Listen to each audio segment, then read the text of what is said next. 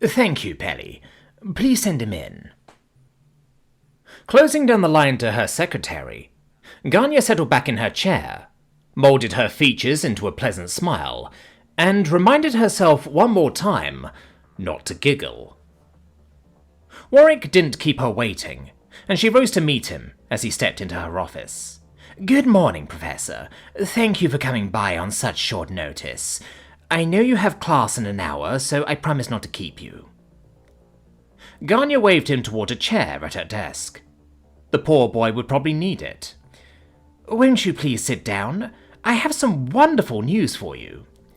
Good morning, Head Administrator, Warwick said amiably, as he closed the door behind him. He was doing better every day, walking with only the assistance of a cane. It was a primitive solution compared to a powerful metabrace, but Miv said he preferred the idea. Settling gingerly into the chair, he raised his eyebrows and canted his head, expectantly. I wasn't expecting any news. Is this to do with the incident? Oh my, no. It just so happens that I have an exciting opportunity for you, Professor. Ganya favoured him with her best smile. I know it's last minute, but you've been selected to participate in the teaching exchange program with Soshi Pan Technical. I'm sorry, the what? Warwick asked her in bewilderment. She almost felt bad for doing this. Almost. The week away would do him good. Get him away from the reporters that would descend on her front gates. And if the goddess was merciful, stick it to that abominable Turox, Vemi Rasani, the head administrator of Soshi. The Teaching Exchange Program, a week away absorbing the fascinating differences in how our academies approach higher education. And while you're gone, one of their professors takes your place here. You and Miv have excellent lesson plans. I'm very pleased with your syllabus for English, by the way. Ganya tossed in the light-hearted praise before going for the kill. It's considered fundamental for first-year professors, and after your stirring remarks to the Minister of Education, there's simply no one I'd rather send to show the Academy colours. So, I'm going to be teaching human studies at Soshi? Warwick's expression went from bewilderment to the cautious look of someone aware they were being fed the bait, but just hadn't spotted the hook yet. What about my class? You'll be teaching Shorvanti history from their prepared lesson plan. Ganya settled down at her desk and swiped the information over to his Omnipad. The incoming professor will be teaching out of yours, so alter your lesson plan accordingly. It's fully expected to be a slow week academically. The real highlight is the exposure you'll receive. It's considered very educational for both the faculty and the students. Thank you, Head Administrator. Warwick nodded as he pulled up the file. There wasn't a great deal to it, and calling it light in content would be generous. Ganya gave him the best smile she could manage, reminding herself not to giggle. The man could be so touchingly naive at times. She'd had more seasoned professors duck her for weeks to avoid selection. Thank the goddess, the man still wasn't tenured. Now, I will let them know to expect you. All the instructions are there. You needn't worry about a thing. Ganya's nod took on the gentle cant of nodding toward the door. Now, you simply must excuse me. As it happens, I have to speak with one of your students, and I don't want to make her late either. Ganya wanted so badly to steeple her fingertips as she looked across her desk at Kellogg Houghton. It would look far too calculating. Given the circumstances, the poor girl didn't need that. Even if she didn't know it yet. After all the months since Kellogg's arrival, the girl, well, woman, had proven to be something of a pleasant surprise. Her initial arrival had been almost blackmail, and Ganya had been forced by circumstances to be accommodating. She'd been gracious but fair, setting terms for the young reporter's stay. There were any number of ways in which Miss Gulton might have failed. The curriculum was demanding, and substandard grades would have sunk her hopes and sent her packing. After the initial weeks, that was precisely what seemed in the offing, yet she had brought up her grades admirably, found a good peer group with Miv's adopted daughter, and now was in a position to repay Ganya for her sins. I understand that you're doing fine work with the student video blog, and you've shown commendable restraint in withholding the Warwick story over the recent unpleasantness. Ganya favoured her with an honest smile. The girl had done rather well, after all. Your patience can now receive its reward. We received instructions from the palace over Shell, and with the omission of any mention of certain imperial persons, nothing further was added. You have permission to publish your story with the blessings of all involved. That's wonderful, Head Administrator. Lark was still standing in front of her desk, not quite at attention. It was charming. The girl had striven to rise to the occasion, and against heavy odds. She'd come a long way. Thank you for telling me the news. The other girls have been asking me for a week now, and everyone on campus has been talking about it. There are starting to be some pretty wild rumours, and there are just one or two more things. Ganya smiled indulgently, holding up a hand to curb Lark's enthusiasm. Details, really. The first being that you run your story past the Academy Legal Department and let them chew on it before you publish. A sensible precaution taken for our good and yours. Just take the finished story and run it by Sarosi. She'll be expecting you. Ganya canted her head and raised an eyebrow pleasantly. I'm certain you appreciate just how much of a stir this is going to cause. Reporters at our front gate. We don't want that sort of thing to cause a disturbance, now, do we? No. Miss Sarosi? The Adixie? Lark digested the binary option on offer and made the correct choice with reasonable grace. I mean, yes, ma'am. You said one or two? Just so. Ganya drew in a deep breath and cast the hook for a second time that morning. Unfortunately, the Academy doesn't really have a press person. We try to avoid that sort of reputation, and our media department runs towards brochures, rather than entertaining questions from hostile reporters. I trust I can rely upon you to meet with them out of the gate every day, just until things die off and they go away, Miss Sarosi has already said she's behind you all the way. Lark was doing her best, but Ganya still caught her horrified glance out the window behind her. Outside, a fierce wind was whipping across the commons, and the sky hung heavy with rain. The temperature was threatening to drop into the 40s. Just until they go away, and don't worry, I've arranged extra credit in all your courses. Ganya smiled. Miss Gulton had revealed a depth of competence and perseverance. Now, it could work for the school. I'm sure the crowd will be commensurate with how sensational your story is. I know you can only do so much, considering the events, but I have every faith that you're just the girl for the job. Class. Tom tried to focus on teaching, but Miv's portion had gone far too quickly. He had a lot on his mind. How could he not, after their talk right before class? The exchange program?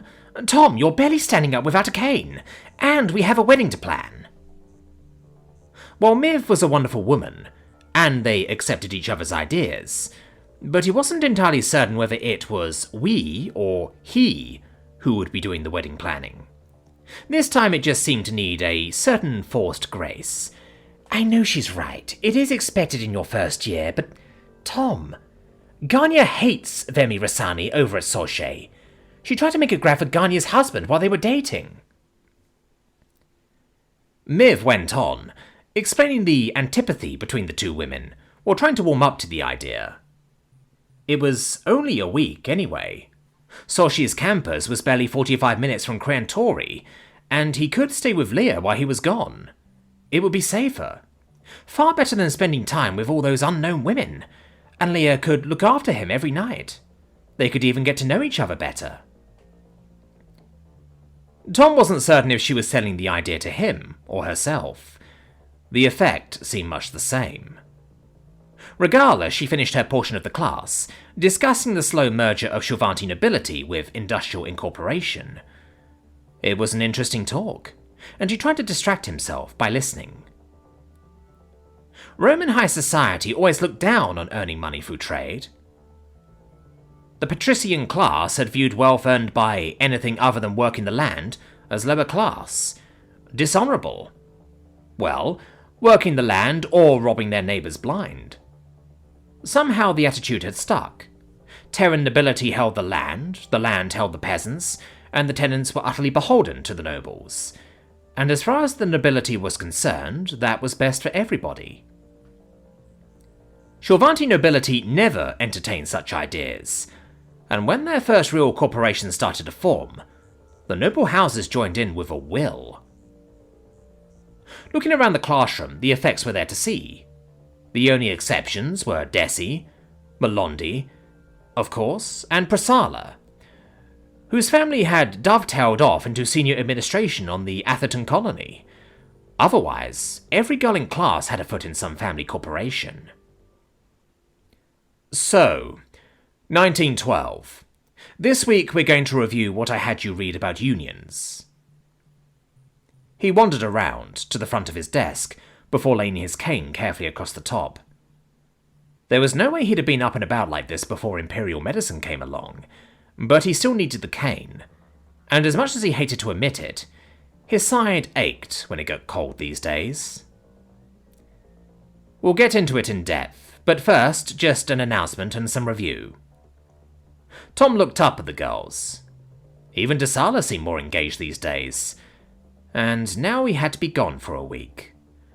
I've been selected to participate in the teacher exchange program. Next week you'll have Professor Verena Regine from Sochi Academy filling in for me, and I trust you'll extend her the same courtesy you show Professor Pelavon and myself. As this is short notice, I'm going to be spending the next few days getting up to speed on what I'll be teaching, so no office hours this week. Please see me about anything you need after class. It's an opportunity for her, and for you. She'll just be covering assigned topics from 1913, with plenty of time for questions about her academy's programs. The girls stirred restlessly, more of a reaction than he thought there'd be, and he waited a moment for them to settle down. Right, 1912, the Union movement. Over the next few weeks, we'll be going into some lengthy discussions covering the first planetary war on Earth, from the trigger events through the after effects. It was a period of major political change for most of the planet, with significant technological advances. He paused, letting them take that in. The impacts were so great that it's often pretty easy to overlook the important social movements of the time. Union movements swept Earth, as people started to develop their own ideas about the rights of the individual within society, including, don't snigger, the right of women to vote. Today, we're going to go over your readings on the Lawrence textile strike. Who has something they want to share?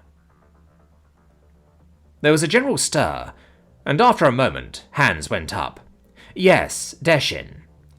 It was a work dispute. A shorter work week was mandated by the province, and companies responded by cutting pay accordingly. When the employees found out, they held a work shutdown that spread, and eventually closed down the entire region. Alright, good. Who else? Sephir. The movement was different. Sephir sat up straighter in her seat. The leaders sent children out to neighbouring provinces, putting their poverty on display. Displaying their poverty by putting their underfed children on display engendered sympathy with the people. Very good. It was something new. Who else? Desala? The workers won their disruption, forcing the companies to alter the labour plan so it reflected the structure of their work weeks, Desala said. Though in the years that followed, the companies were able to take back most of the gains the employees had made against them. Okay. Tom had to nod at that. For better or worse, it was the truth. Right. Who else? Thunderous silence. Anyone? He looked around. The girls were looking back at him and glancing at one another. No hands were going up. All right, let's talk. Tom leaned back against his desk. These things are kind of cyclical. At least on Earth. During the era we're discussing, it was workers' rights, safety and the right to a fair wage for fair work. Back in the 1970s, people talked about prison reform. People in poverty should be able to rise out of poverty. People in prisons should have the opportunity to rehabilitate themselves. The notion being that people don't stop being people because they're incarcerated, or because they're poor. Tom waggled air quotes around the words incarcerated and poor. After so many classes together, the girls got the idea.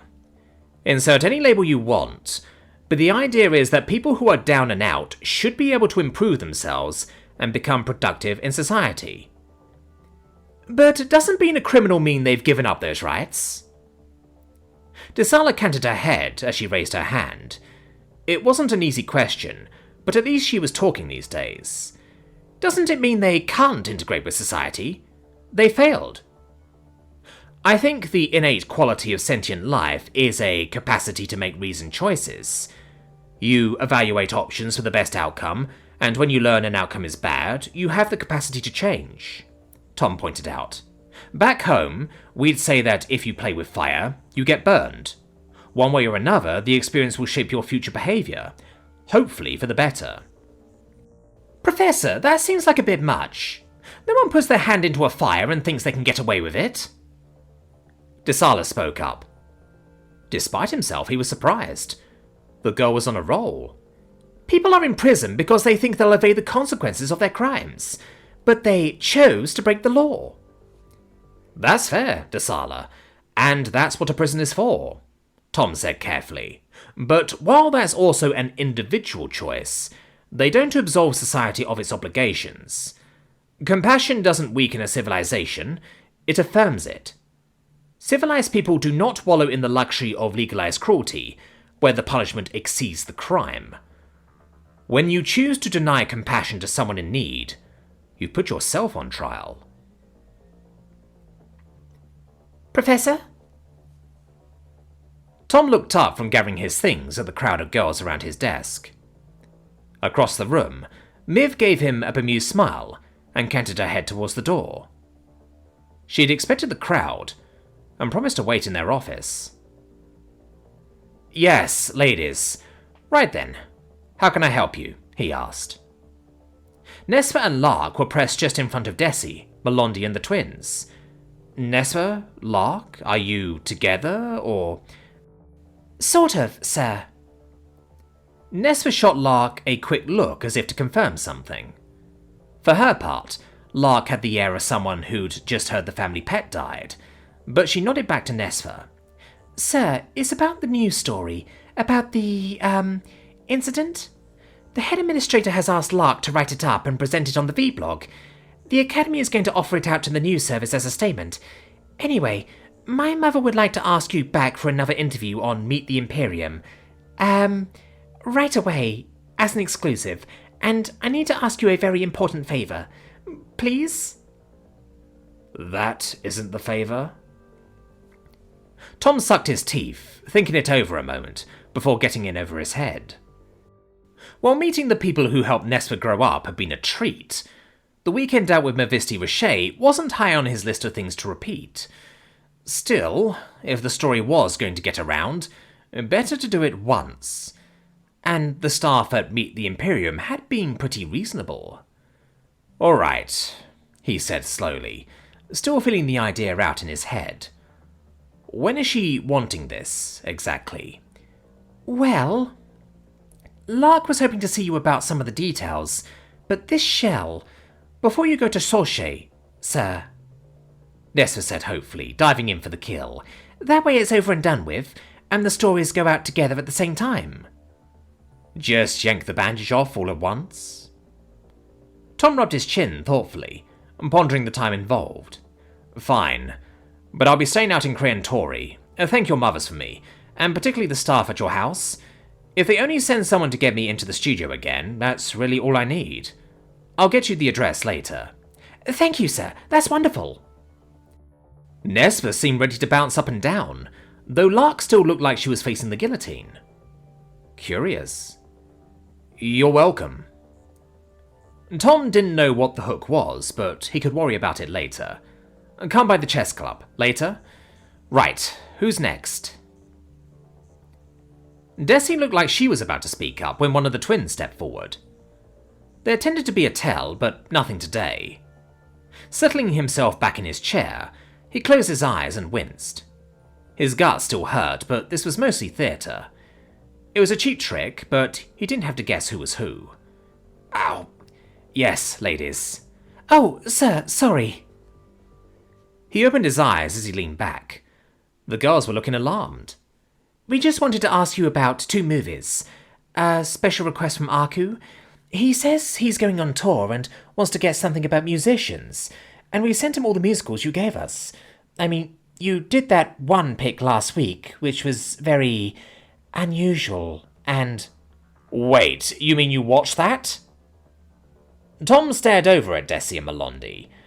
I thought you wanted something that military folks might enjoy. I didn't think you were going to watch that. We all did, sir. The other twin spoke up, biting her lip. Kamara tended to be the ringleader in most things, and Kazlan in vocal support. Usually. It was... well...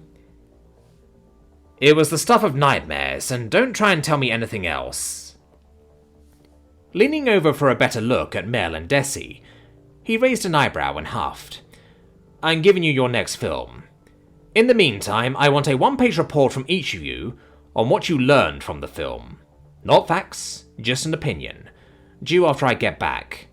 As for you two, Kamara, Kazlan, you just want something fun for Aku. That's all? Yes, sir, but... well, that's what we wanted to ask about for Aku. It's just that we were hoping to see you in private. We had a question about... Lynn seemed to falter, not looking at the other girls. Mara tried to come to her rescue. It's about your seminar? Tom floundered for a moment. Seminar? The only thing he taught outside of class was... Oh. You mean marriage fundamentals? I didn't know you ladies were dating. The twins turned 3 shades of blue in an instant, and he suppressed a shake of his head, wondering what he was getting himself into. There's nothing wrong with asking questions. Professor Burgress has some interesting ideas. I may disagree with some particulars, but her heart is in the right place by trying to promote healthy relationships. The twins were doing their best not to squirm, and the others were looking slightly embarrassed. Right, I'm not going to the museum tomorrow. Maybe at the restaurant on the Commons at 10. As it happens, you can help me with something I'm looking into, so fair's fair. Melondi? Desi? How can I help you?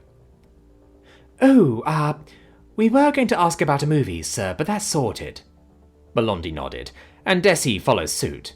And, well, if you're not feeling well, this can wait. I don't need to feel well to pick out movies. What's up? I was wondering... Melondi looked around the classroom. Deshin had cleared off with Letzi shortly after class, and only Pris was lingering, waiting off by the door. When you used that sword, well, Desi and I talked, and it looked like you knew what you were doing. More or less. It's a martial art called Aiaido. With a sinking feeling, Tom thought about the blade hidden away in his rooms. The thing was a masterpiece, something he never dreamed of owning, and it put his practice blade to shame. Adam McGuinness had been kind enough to slip it back to him, but if they wanted it back now, as evidence, or to cover up the matter, well, it was best to just accept it with good grace. Ah, when you're feeling better, could you teach us? Right. So what did you want to talk about, Desala? Letzi asked, as they settled down at the booth. The restaurant on the Commons was just gearing up for lunch, and they'd just beaten the noon rush to get a booth. Desala had paid for Letzi's lunch, and she'd thanked her, but was looking apprehensive. Desala wanted to get angry about it, but couldn't. She needed someone to talk to, and she wasn't buying her time. It was showing appreciation. Sort of.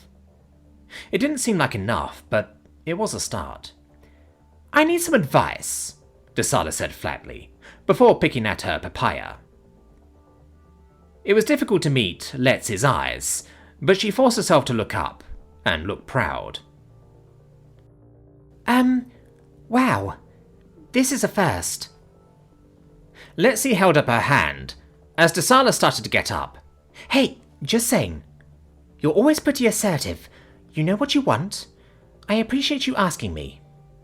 Oh. Sitting back down in her chair, Desala picked at her plate again for a minute. Damn Warwick talking about choices. Right was right and wrong was wrong. And she'd done the right thing. So why did she feel like it wasn't enough? Not yet. So, what did you want to talk about? Desala watched Letsy toy with the long braid woven down the left side of her hair. Sure, she'd asked to talk to her, but now it felt like she was pressing while barely saying a word. Are you alright? I'm fine, really. Desala sat a little straighter. Alright. Her family might be going down in utter disgrace any second because of her co-mother's indiscretion, but she was fine. She was fine. She was fine. Wasn't she? Over the break, someone approached me. They wanted to try and extort me into hurting all of you. Goddess, Letsy breathed. Desala, what have you done? I didn't do anything. That's the point, Desala snapped, feeling the anger flicker inside her again. This was humiliating enough without having Letsy think she'd do something utterly that stupid, then admit it, that she poisoned them. Desala wanted to rage the whole situation. It wasn't fair. None of this was her doing. Letsy canted her head, patiently, for another moment. That's not what I meant. Have you called anyone? Talked to the authorities? Someone? The flames rekindling in her chest flickered to embers that guttered out and died. No, I haven't. If I did, I'd have to go into how they tried to twist me into doing what they wanted. She couldn't look at Letsy anymore, her eyes slowly falling away as she tried to explain. I don't want to open that up any more than I have to, but I thought I should say something. I don't have anyone else to talk to. This is so humiliating. She looked up from her plate and drew a breath. I don't even know why. Oh. Letsy picked up her glass and hid behind it, not meeting her eyes now. People don't say oh to that. They say they can't understand either. Desala canted her head and tried very hard not to glare. What do you mean, oh? So, that's all we've got. Adam McGuinness looked over his niece's report and scowled. It wasn't that the report was bad, so much as the hoped-for connection between Satora's death and Special Agent Kadira Zariva had utterly failed to materialize. Except for Indara and himself, the other girls had gone to ground, trying to tease out any clues to her killer. The list of people who wanted to hurt her was vanishingly thin to non-existent. What was even worse was the frustration in Cell, Ferry and Slip. The three of them had been scrounging through rough forest and urban jungle, and their frustration in having nothing to show for it was palpable. While none of them said anything, he could feel the air of resentment and grief that seemed to lurk in every call and message. Over their first few days back on Shill, Indara had asked that they stay with her, and show face for a little while and avert suspicions. It had been the right call. They had the larger mission to consider. Still, the trail was cold, and right now, the larger mission seemed hollow. Classy had been beating herself up badly enough before the news dropped, knowing the others wanted to be out in the field. The reality of Satora's death only hung heavier when the gruesome details came in. Classy had seen death. They all had. But Satora was a child. She ought to have been running through the halls of her house, playing games with her sister. If the news had weighed heavily on Classy, The coroner's report had nearly crushed the heart out of her. The simple brutality of the murder was only underscored by the care with which Sora had been hidden. The tracks had been concealed with expert care, the body carefully buried toward hiding its location. It had taken a team of Rakiri combing the woodlands days to find the burial site, and they'd missed it the first time. There was no doubt it was a professional job. Indara blamed herself, and it was tearing her apart. Slipping his arms around her, Adam felt her tremble. Every muscle seemed to go taut for a moment, before she sagged. "This is my fault." "That's a load of shit," Adam said quietly, and held her a bit tighter. "She was gone before anyone knew she was missing. Before we were even back on the planet. This isn't on you." "I know that, but I could have cut you and the others loose. We might have picked up on the lead before the interior stomped all over the estate." Classy leaned back against him and closed her eyes, looking for some answer. "We could have found the bitches that did this. Now the only lead we have was Kelly's.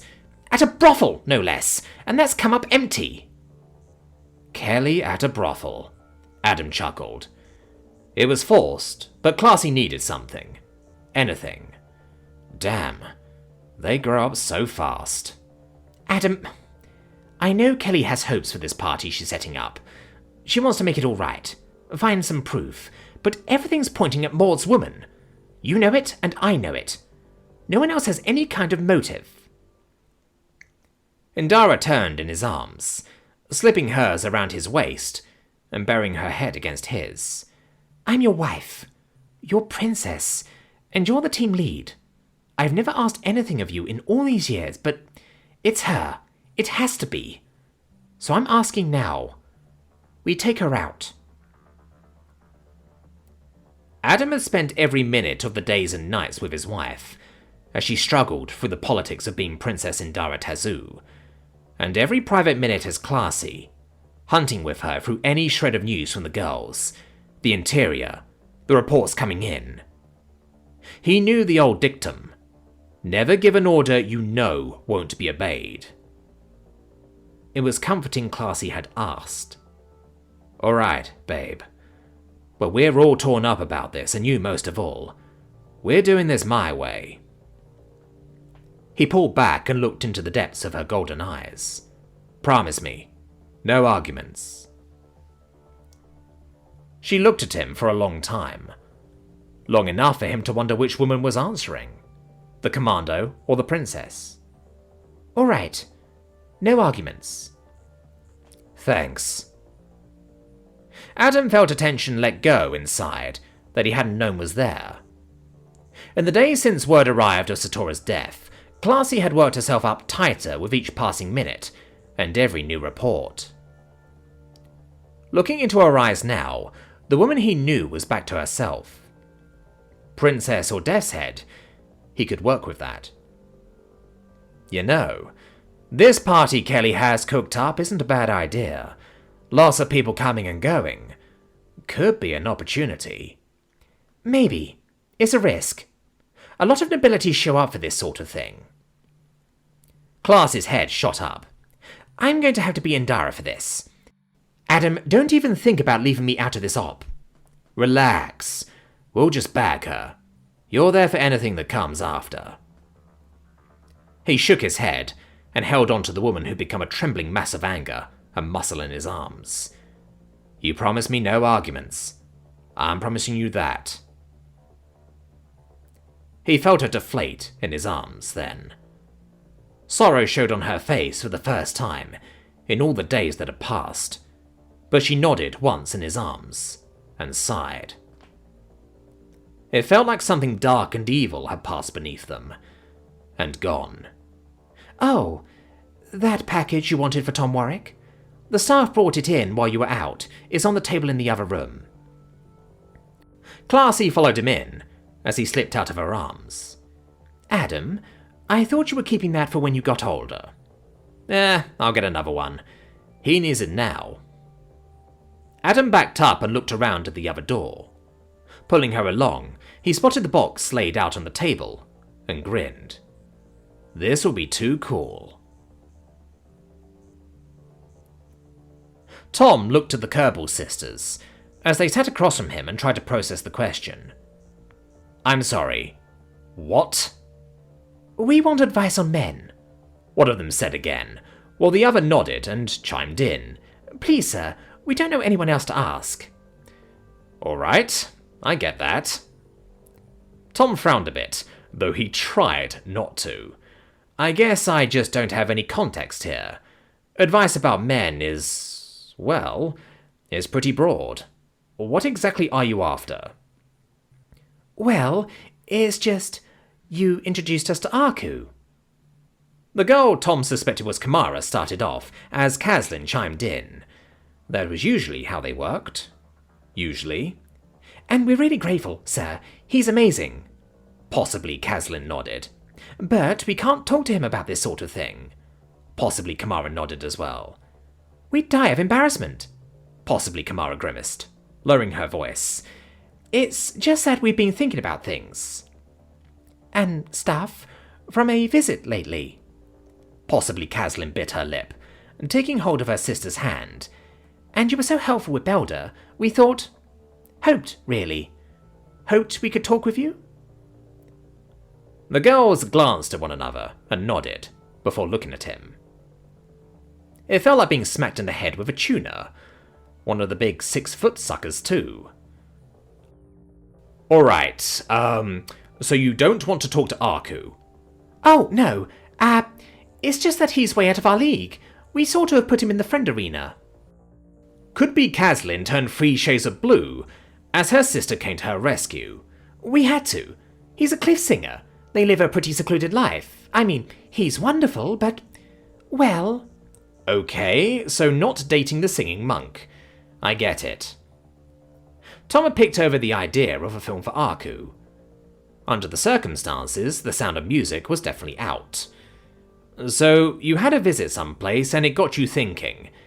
Is it something you could talk to your father about? No! The girls came to the decision in perfect stereo. Ah, alright. You clearly don't need to think that one over. Tom took a breath and swallowed. Still unsure of the particulars, there didn't seem any way around this one. So, narrow this down for me, at least to start. It's just... Might be Kamara looked at her sister, who nodded solemn encouragement. We don't think we're doing what it takes to meet a guy. We went to this, place, and we have our lives all mapped out for us. Anyway, we ran into some guys there. Did not. Her sister shook her head violently. Alright, we were near a lot of guys, and we sort of panicked. Might be Kamara offered up. We don't want to mess up when the right guy comes along. We study engineering and physics. Do you know how hard it is to strike up a conversation with hot boys about physics? Very likely Kaslin looked crestfallen. We're going to do well, but Lynn and I didn't just want to sit there talking about the size of our future portfolios. You and Professor Pelavon seem to talk so easily. So, how do you do it? Girls, have you considered just being yourselves? I mean, hear me out on this. You're a lot more than just students. You sing, you play instruments, there's the student council. Both of you have things you're passionate about. Tom thought the matter over. There were any number of guys who would kill to be with a pair of twins, but after... This was a conversation about finding someone to make a life with. You're both very pretty, but if you don't mind my saying so, maybe you should stop pretending you're each other. The girls looked at each other briefly before canting their heads almost in unison. Yeah, this is going to be a tough sell. If I were a guy your age and just meeting you, I'd find you both very attractive. But sooner or later, I'd want to know who each of you was as a person. That bit that comes after that initial attraction is what lasts. You want to be with a guy that has depth. So fine, show you're interested, but follow through. He looked at both of them, wondering if this was making sense. He was a human and they were Shilvanti, but somehow what he felt most was the gulf of the years. You both have a lot to offer that's uniquely your own. You have substance. But that's harder to show when you're busy hiding behind each other. It's confusing. It might put some guys off. But what if that isn't enough? Caslin said pensively. Her sister sighed. Guys have expectations, don't they? Everyone comes with expectations, but that's just the give and take of relationships. Case in point, Arku said you ladies were great when you thought he was a girl, and you were just being yourselves exchanging texts.